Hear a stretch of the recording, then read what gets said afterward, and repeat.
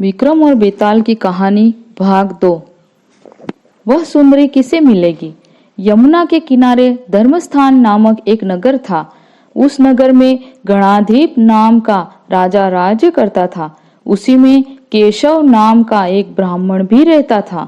ब्राह्मण यमुना के तट पर जप तप किया करता था। उसकी एक पुत्री थी जिसका नाम मालती था। वह बड़ी रूपवती थी।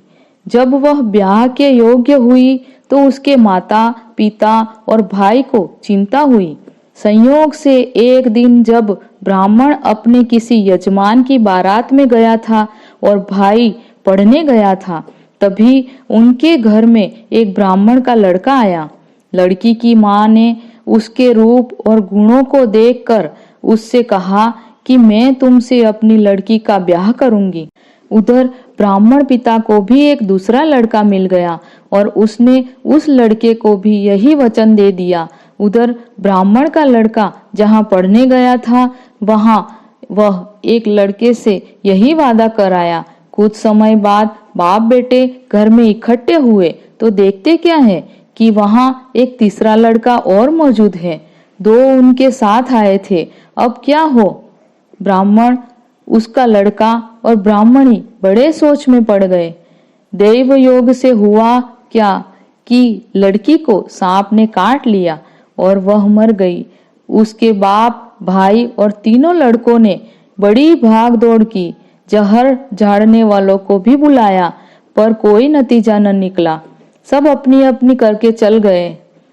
दुखी होकर वे उस लड़की को श्मशान में ले गए और क्रियाकर्म कराए। तीनों लड़कों में से एक ने तो उसकी हड्डियां चुन ली और फकीर बनकर जंगल में चला गया। दूसरे ने राख की गठरी बांधी और वहीं झोपड़ी डालकर रहने लगा। तीसरा योगी होकर देश देश घूमने लगा। एक दिन की बात है, वह तीसरा लड़का घूमते घूमते किसी नगर में पहुंचा और एक ब्राह्मण के घर भोजन करने बैठा। उस ब्राह्मण का बेटा राजा के यहाँ सैनिक था।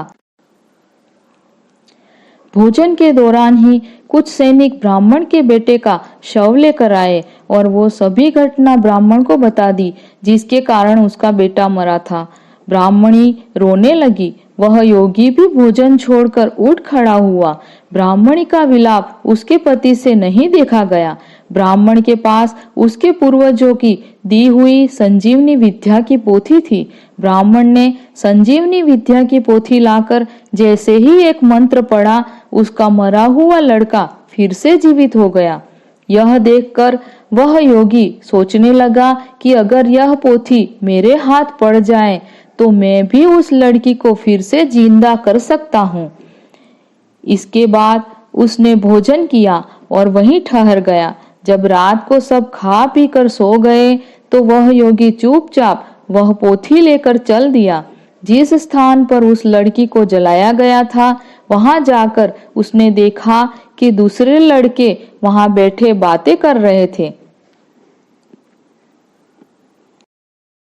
यह कहने पर कि उसे संजीवनी विद्या की पोथी मिल गई है और वह मंत्र पढ़कर लड़की को जिंदा कर सकता है।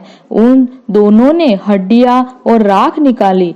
ब्राह्मण ने जैसे ही मंत्र पढ़ा वह लड़की जी उठी। अब तीनों उसके पीछे आपस में झगड़ने लगे। इतना कहकर बेताल बोला, राजन बताओ कि वह लड़की किसकी स्त्री होनी चाहिए। राजा ने जवाब दिया, जो वहां कुटिया बनाकर रहा उसकी। बेताल ने पूछा, क्यों? विक्रम बोला, जिसने हड्डियां रखी वह तो उसके बेटे के बराबर हुआ। जिसने विद्या सीखकर जीवन दान दिया वह बाप के बराबर हुआ। जो राख लेकर रमा रहा वही उसका हकदार है। विक्रम का यह जवाब सुनकर बेताल ने कहा, तुमने बहुत अच्छा गणित किया परंतु अपनी शर्त भूल गए और फिर बेताल पीपल के पेड़ पे जा लटका। विक्रम को फिर लौटना पड़ा और जब वह उसे लेकर चला तो बेताल ने फिर एक कहानी सुनाई। मित्रों, अगर आपको स्टोरी पसंद आए तो लाइक, शेयर, सब्सक्राइब करना ना भूलें ताकि आने वाली हर वीडियो की जानकारी आपको मिल सके। धन्यवाद।